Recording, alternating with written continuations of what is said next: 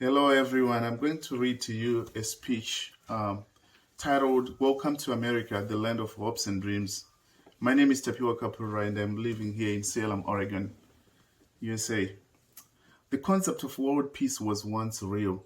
Then people trusted and loved each other as they lived in peace and the world over. With passage of time, some people got greedy, materialistic, and covetous. Power, hunger, and materialism triggered the stronger to subdue the weak. Under pressure of unbearable conditions, the exploited, disgruntled, and the abused fled from their homes and they never returned. Generations later, the whole world has a relentless refugee concern. People continue to flee from war, violent dictators, poverty, natural disasters, and related problems. This is the very reason why I'm now speaking from America, a place that I used to see on the world map and assumed it was a fictitious place. I never imagined myself coming to America for any reason. It looked like a remote place and could just be another Mars planet. I was comfortable in my own home country. The weather was great. I was surrounded by good friends and happy family members. The food was organic, even for the poor people, and social relations were genuine. Only armed forces carried guns. It would be criminal for anyone to own a weapon. Everyone around me spoke my language, and there was no judging. I ate my foods without an "is that edible?" question from a nosy colleague. I did not have to explain or defend my diet. Life was enjoyable in my country. That was then. I would hear a joke in my language and laugh at once. Now, because of failure to timely pick some cultural nuances, I could be the last one to laugh at a joke way after the train has left the station. That's the moment I become another joke to those around me. As refugees, we end up in unimaginable destinations doing stuff we never thought could be done, especially by top notch professionals, celebrated for their expertise or wisdom. Can you imagine a county commissioner wearing a dairy cow suit by the traffic light to advertise a newly opened foyer shop around the corner? Also, imagine a certified electrical engineer counting headlamps on the highway at 5 a.m. just to get money for bills. It is humiliating experience to show off all foreign but colorful academic credentials just to take a survival job in a new place. With foreign credentials and an inaudible accent from a foreign country, even low-hanging jobs can be unbearable and unreachable. It is quite unsettling to drop a top profession for a survival job as a refugee. You will see engineers take tests and appear before professional boards to defend their credentials amid lie detector tests as they seek admission. Immigration humbles anyone and levels one's life experience into a small suitcase that one brings through the customs desk upon arrival. There are 1,000 humiliating experiences, but due to past trauma, one must be resilient to swallow some pride and take a survival job. Some will endure the new conditions, but others will give up and return home. Others remain unsettled with a terrible past. Others suffer from mental health issues and will live in anxiety. Under pressure, they may end up taking their own lives in some extreme situations.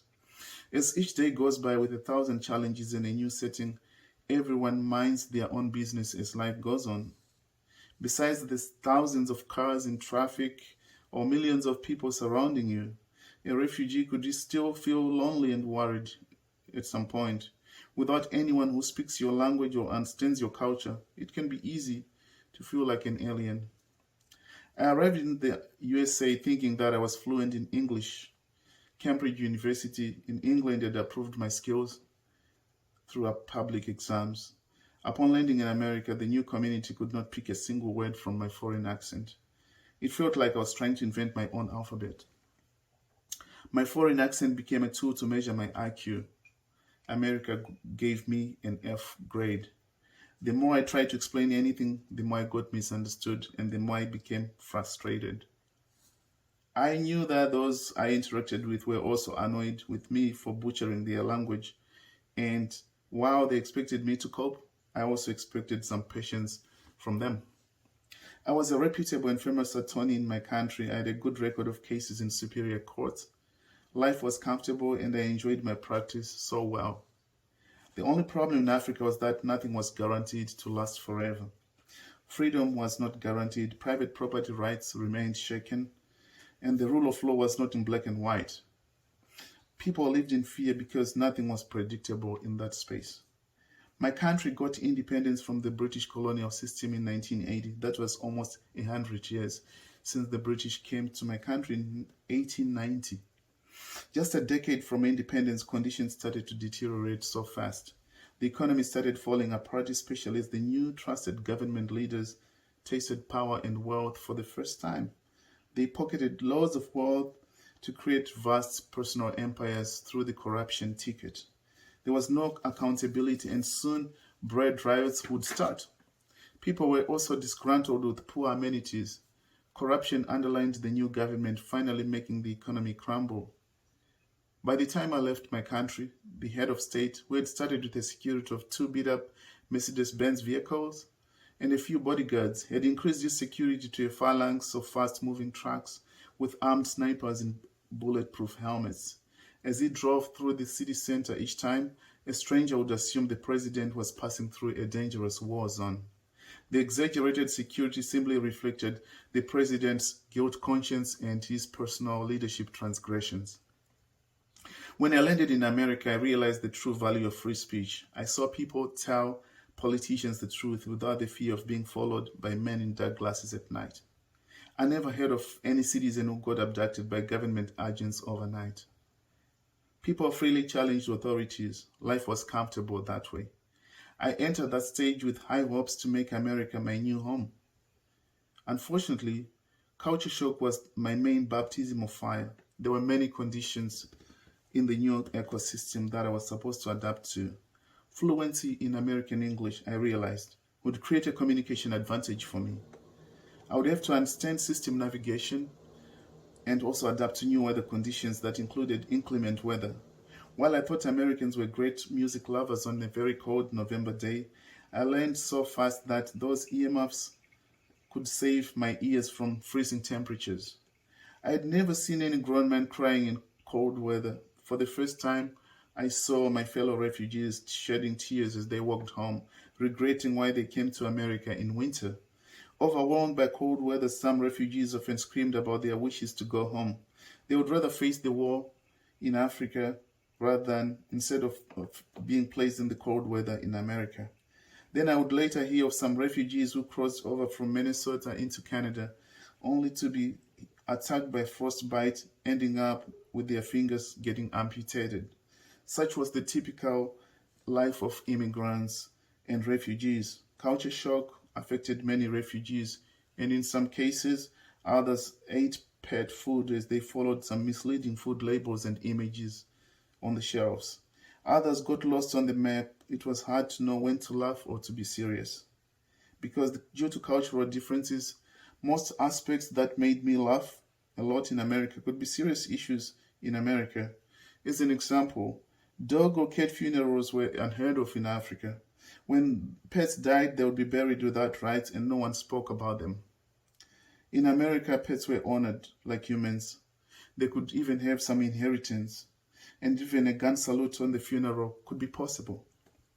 But if someone in my Africa, if someone stole another's quarter hand of beef, that could be a declaration of war. Such was life, and that was how cultures differed. What could be one man's trash could be another man's treasure, and vice versa. And why am I telling you all this? This is a wake-up call to all and everyone across the world. Refugees and immigrants matter. The American dream can be real if you follow it with determination. Once you catch the dream, never forget where you came from. That was the place that gave you or you pioneers this foundation. Life as a refugee does not start on a bed of roses. No one feels comfortable for a long time with that refugee label on their back.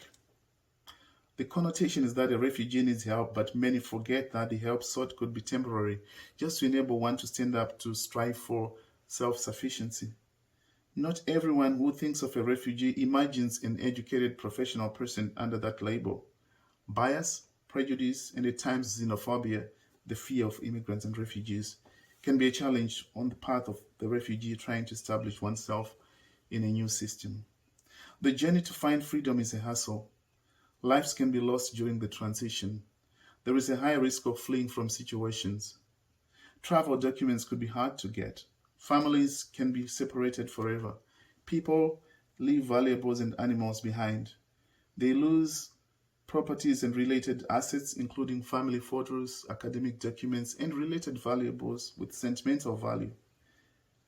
They, it is not easy to be pulled from your ecosystem to go and start a new life, a new culture, and language in new weather conditions. When you land in a new place, some of the people welcome you hardly imagine all the hassles and trauma that you went through. They instead expect you to dress, act, and sound local from the very first day that you depart from the airport. Once you start describing your past or what the government did to you and your goats or your donkeys, Americans start walking away. They have no time for that. There is humiliation too in certain situations. It's not easy to ask for help when you have lived your whole life in self sufficiency. Adjusting to the new settings can be demanding and demeaning. Life will seem static at times. It may seem like the new life is not even worth your time. Then one checks back home just to get some updates, and that's the moment one receives some depressing updates. A refugee may urgently need mental health therapy but has no information or resources. She would rather be looking for food and housing than therapy. Upon arrival, without known supports or information, life can be hell. It takes a while to clearly figure out how the new system works. Culture orientation can take forever. There is so much to cope with. In that process, you need a job for survival. For strategy, you will need to stay united with your community for support and buoyancy. You will also need good information and resources. You must be yourself in this new life. Be proud to retain your language and culture. America is a one language nation mainly and will easily make you forget your culture settings if you are not careful. Your culture will help you in critical thinking and problem resolution. Add on those new skills and cultural values so that you stay effective and relevant. Do not undermine the efforts of your parents and your pioneers. They are your guardians, they remain so forever. If you become a failure in life, you have downplayed that long walk to freedom endured by your parents or the pioneers. You have backstepped their hopes and dreams by nullifying their efforts. Please work hard in America so that you can catch the American dream. Earn some education, skills, and training and be an asset. Ask Elon Musk, Arnold Schwarzenegger, Rihanna, and many others who have made it in America as immigrants. In my culture, we say those who wait for a roasted drumstick to come to their pillow will wait forever. In America, they would say good luck. Get up and do something. Honor your culture and respect your pioneers. Go give back to the community and inspire others. Respect your parents and honor their journey and commitment. They may have a foreign accent, but they are wiser than you because they brought you here. I challenge you to leave an indelible footprint on this earth. Regardless of your place of origin, your dreams remain sound and credible. Just follow them and do something that makes your name be known in America. Stand visible and work hard. I thank you for listening to my speech.